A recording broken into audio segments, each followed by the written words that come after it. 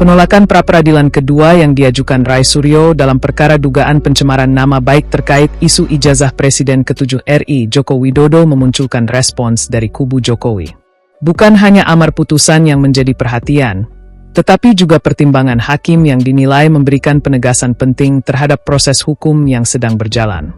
Majelis Hakim Tunggal Pengadilan Negeri Jakarta Selatan, I Ketut Darpawan, menolak seluruh permohonan pra-peradilan yang diajukan Rai Suryo. Dalam pertimbangannya, hakim menyatakan permohonan tersebut tidak beralasan menurut hukum dan menilai pengajuan pra-peradilan setelah perkara pokok dilimpahkan ke pengadilan justru berpotensi menghambat jalannya persidangan. Hakim bahkan menyebut langkah tersebut sebagai bentuk penyalahgunaan mekanisme pra-peradilan untuk menunda pemeriksaan perkara pokok.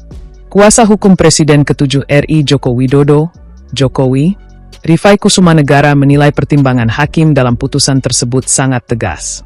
Menurut Rifai, pertimbangan tersebut dapat dipandang sebagai peringatan mengingat Rai Suryo mendaftarkan permohonan pra-peradilan ketiga dan kemungkinan adanya pengajuan berikutnya.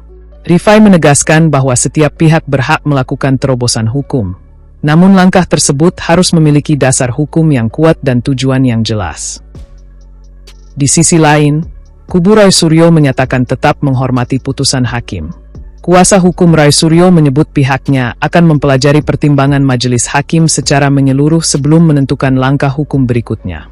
Sebelumnya, Rai Suryo sempat memperoleh putusan pra-peradilan yang mengabulkan sebagian permohonannya terkait aspek penangkapan, penggeledahan, dan penahanan. Namun, dalam pra-peradilan kedua yang mempersoalkan penetapan tersangka, majelis hakim mengambil sikap berbeda dengan menolak seluruh permohonan. Dengan putusan tersebut, status tersangka Rai Suryo tetap dinyatakan sah dan perkara pokok akan berlanjut ke tahap persidangan. Polda Metro Jaya juga menyatakan menghormati putusan hakim dan memastikan proses hukum akan diteruskan sesuai ketentuan yang berlaku. Putusan ini menjadi babak penting dalam rangkaian perkara yang menyita perhatian publik. Selain menguatkan posisi penyidik, pertimbangan hakim juga dipandang akan menjadi rujukan dalam melihat batas penggunaan pra-peradilan ketika perkara telah memasuki tahap persidangan pokok.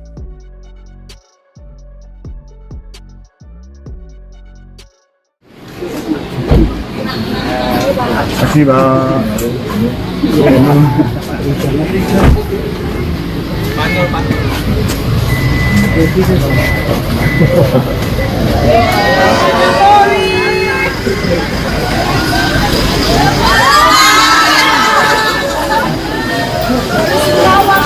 Jangan cepat-cepat mundur jauh. Pak Jokowi.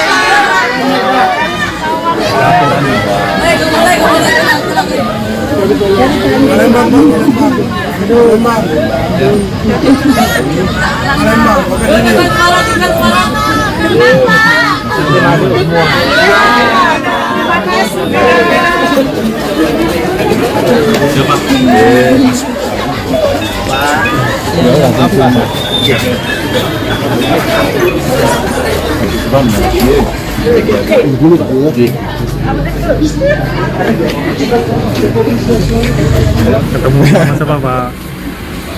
Reoni, Pak. Reoni, Pak. Senang ya, Pak ya. Mempersiapkan diri dan rekan-rekan saya seangkatan. Saksi sidang ya, Pak? Iya, betul. Persiapan siap, sehat selalu Pak Jokowi. Mobilnya gimana? Di sana, di depan. Pak Tau sama Pak Anu aja. Di sini.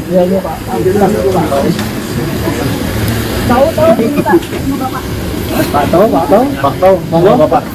Sekalian reuni ya Pak. Reuni kecil-kecilan.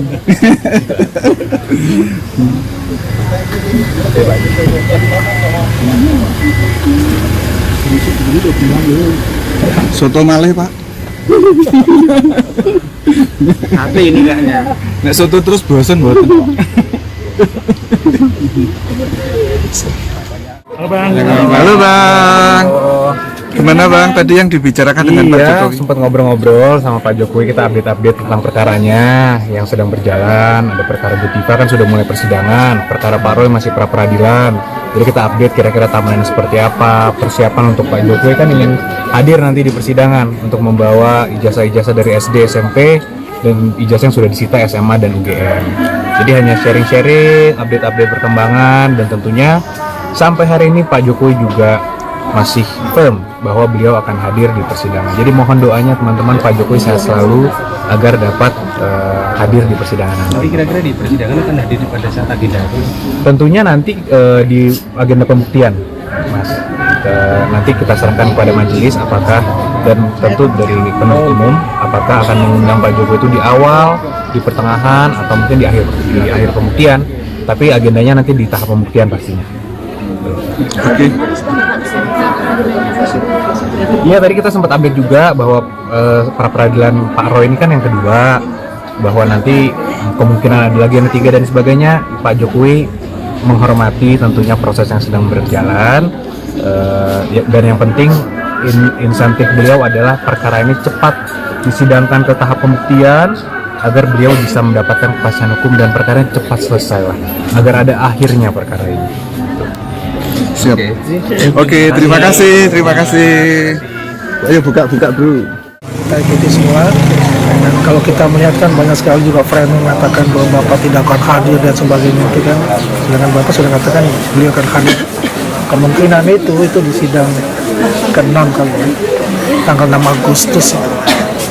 Kalau hitungan saya tanggal 6 Agustus sidang untuk saksi korban dan saksi pelapor. Karena Kamis nanti ini adalah putusan selah, terus pembuktian, sidang kelima, sidang ke-6 itu pemanggilan saksi-saksi pelapor. Dan ini menarik untuk itu. Ya. Menariknya gimana, Bang? Kalau kita lihat menariknya pasti kan baru pertama di Indonesia ini seorang presiden ke-7 ya hadir dalam suatu persidangan. Dan ini akan jadi presiden nantinya ke depan untuk kepala negara semuanya tuh, ya kan selama ini kan tidak ada kan gitu, untuk ini kan ya. Waktu Pak Soeharto itu kan beliau sepuh kan jadi nggak bisa hadir. Waktu Pak Habibie dulu itu kasus Buluget beliau ada di Jerman. Kalau ini langsung beliau hadir dan beliau yang melaporkan gitu. Nah ini yang menarik untuk itu, dan juga pembelajaran terbaik mengenai hukum itu sendiri, bahwa semua orang itu di mata hukum adalah sama ya, dan mempunyai hak yang sama ketika tidak lagi menjabat sebagai orang nomor 1 di Republik ini. Dan itu pembelajaran paling bagus untuk itu. Dan juga ini ada suatu jurisprudensi nanti ke depan tuh, semua orang tidak ada yang kebal hukum nantinya, maupun pejabat dan sebagainya. Ini menarik untuk tatanan hukum kita ke depan. Dan saya berharap itu tidak ada intervensi dan sebagainya. Seperti itu.